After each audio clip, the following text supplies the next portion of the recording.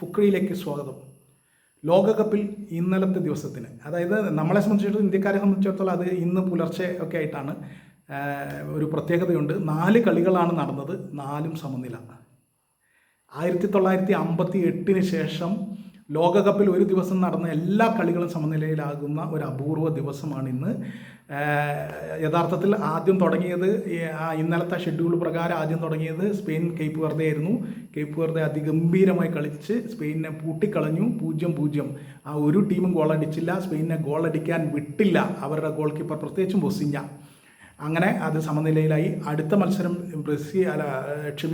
അടുത്ത മത്സരം Belgium Egypt ആയിരുന്നു. ബെൽജിയവും ഈജിപ്തും ഓരോ ഗോളടിച്ച് സമനിലയിൽ പിരിഞ്ഞു. ഈജിപ്താണ് ആദ്യം ഗോളടിച്ചത്. പിന്നീട് ബെൽജിയം ഒപ്പത്തിനൊപ്പം എത്തിയത് സെൽഫ് ഗോളായിരുന്നു. ഈജിപ്തിൻ്റെ ഒരു കളിക്കാരൻ്റെ സെൽഫ് ഗോളായിരുന്നു. എന്തായാലും അങ്ങനെ ആണെങ്കിൽ പോലും അതും സമനിലയിൽ പിരിഞ്ഞു. അടുത്ത മത്സരം ഉറുഗ്വേ സൗദി അറേബ്യ ആയിരുന്നു.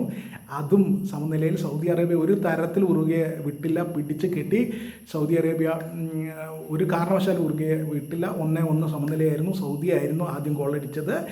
40ാമത്തെ മിനിറ്റിൽ സൗദി അടിച്ചു. 80ാമത്തെ മിനിറ്റിൽ 41ാമത്തെ മിനിറ്റിൽ സൗദി അടിച്ചു. 80ാമത്തെ മിനിറ്റിൽ ഉറുഗ്വയെ കഷ്ടപ്പെട്ടിട്ടാണെങ്കിൽ അടിച്ചു. അങ്ങനെ 1-1 അതും സമനില. പിന്നെ അവസാനം നടന്ന ആവേശകരമായൊരു കളി, അത് ഇറാൻ ന്യൂസിലാൻഡ് ആയിരുന്നു. അതിൽ 2 ടീമുകളും 2 ഗോൾ വീതം അടിച്ചു. ന്യൂസിലാൻഡാണ് 2 തവണയും മുന്നിലെത്തിയത്. ആദ്യം അവർ മുന്നിലെത്തി, പിന്നീട് ഇറാൻ തിരിച്ചടിച്ചു. വീണ്ടും ന്യൂസിലാൻഡ് മുന്നിലെത്തി, വീണ്ടും ഇറാൻ പിറകിൽ നിന്ന് ഒപ്പം എത്തി. അങ്ങനെ അത് 2-2 സമനില, ആവേശകരമായ സമനിലയായിരുന്നു. അങ്ങനെ 4 മത്സരങ്ങളും സമനിലയിൽ അവസാനിച്ചു. ഇനി മറ്റൊരു കാര്യം, 1958 അന്ന് വേറൊരു രീതിയിലുള്ള ടീം ഷെഡ്യൂളിങ്ങും ഒക്കെ ആയിരുന്നല്ലോ. അന്ന് 8 കളികളാണ് നടന്നത് ഒരൊറ്റ ദിവസം. 8 കളികൾ. ആലോചിക്കാൻ വയ്യ ഇന്നത്തെ സാഹചര്യം വെച്ചിട്ട്. ആ 8 കളികളും സമനിലയിലായിരുന്നു. എന്തായാലും അന്ന് 1958 ശേഷം ലോകകപ്പിൽ സംഭവിച്ച ഒരു അപൂർവ ദിവസമാണ് ഇന്ന്.